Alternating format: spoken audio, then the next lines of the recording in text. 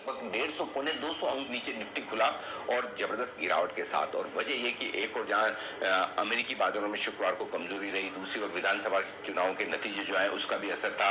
रिलायंस के रिजल्ट्स जो आए वीकेंड पर शुक्रवार देर शाम वो बहुत मजबूत थे नहीं। एफआईज की तरफ से तगड़ी बिकवाली का आंकड़ा आता हुआ दिखा और शुक्रवार के दिन कोविड के आंकड़े भी, कोरोना के आंकड़े भी भारत में 4 लाख के पार पहुंचते हुए नया रिकॉर्ड बनाते हुए दिखे। इन सबके बीच में एक कमजोर शुरुआत और अच्छी खासी गैप से ओपनिंग होना लाजमी था, लेकिन फिर ऐसे में निचले स्तरों से रिकवरी आई क्यों, ये बड़ा सवाल है। और इसके पीछे दो बड़े कारण हैं। एक, अमेरिकी फ्यूचर्स लगातार हरे निशान में ट्रेड करते हुए मजबूती बनाते हुए दिखे, तो ग्लोबल मार्केट्स में शुक्रवार को भले ही कमजोरी दिखी हो लेकिन एक रिकवरी की उम्मीद। लेकिन उससे कहीं ज्यादा और बड़ी वजह जो भारतीय बाजारों में रिकवरी की दिखी वो ये कि सीरीज के पहले दिन शुक्रवार को भारतीय बाजारों में एफआईज की लॉन्ग पोजीशन काफी ज्यादा थी और वो पहले ही सेशन में शुक्रवार के दिन काफी कम हो गई। और आज सुबह जब हमने शुरुआत की तो एफआईज की लॉन्ग पोजीशन घटकर सिर्फ 61% पर रह गई इंडेक्स में, और साथ ही पुट कॉल रेशियो घटकर सिर्फ 1.07 पर। तो बाजार हल्के हो चुके थे।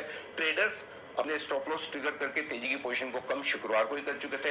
एफआईज की तरफ से भी काफी कुछ पोजीशन कम हो गई। ऐसे में जब गैप से नीचे खुला तो फिर हल्के बाजार में रिकवरी आना तय थी और रिकवरी आज बड़ी काबिल तारीफ रही, क्योंकि हर एक लेवल से बाजार धीमे धीमे रिकवर करके दिन के ऊपरी स्तरों पर बंद होने में कामयाब रहा। 14,600 के ऊपर की क्लोजिंग निश्चित तौर पर काफी अच्छी कही जाएगी और 32,500 के आसपास की क्लोजिंग बैंक निफ्टी में किसी भी लिहाज से बुरी नहीं है। तो भले ही एक हफ्ते की शुरुआत बड़ी कमजोरी के साथ गई, लेकिन ओपनिंग और क्लोजिंग में देखें तो मूड माहौल में बिल्कुल पूरी तरह से बदलाव। जहां सुबह मायूसी का माहौल था वहीं बंद होते होते रिकवरी और चमक लोड टीवी नजर आई। और ढेर सारे कैश के स्टॉक्स ऐसे हैं जहां पर भरपूर एक्शन है। मसलन मेटल शेयरों में, शुगर शेयरों में भयंकर तेजी है।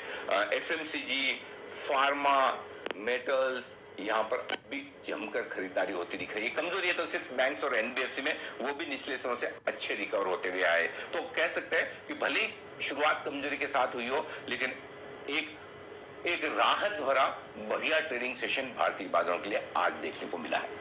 हमारे बाजारों के बंद होने के वक्त डाउ फ्यूचर्स लगभग 125 अंक ऊपर ट्रेड करते हुए दिख रहे थे। तो कल जब हम सुबह लौटेंगे तो एक अमेरिकी बाजारों का हाल और उनके फ्यूचर्स, उस पर तो नजर होगी ही।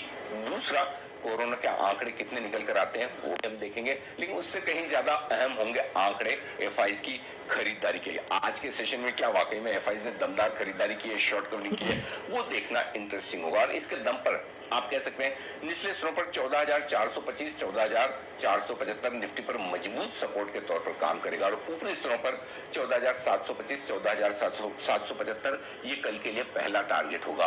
बैंक निफ्टी का जहां तक सवाल है 32,000, 32,100 सपोर्ट के तौर पर काम करेगा और ऊपरी स्तरों पर 32,700 से 33,000 ये वो रेंज है जहां पर जाने की कोशिश बैंक निफ्टी की हो सकती है। तो ढेर सारे ट्रिगर्स के बीच में नतीजों का सीजन भी पूरी तरह से है, तो स्टॉक स्पेसिफिक एक्शन वहां तो दिखेगा ही, लेकिन कैश मार्केट के स्टॉक्स में, मिड कैप स्मॉल कैप शेयरों में अब भी भरपूर एक्शन आगे जारी रहने की आप उम्मीद कर सकते हैं और वहीं पर ट्रेडर्स का फोकस भी होना चाहिए।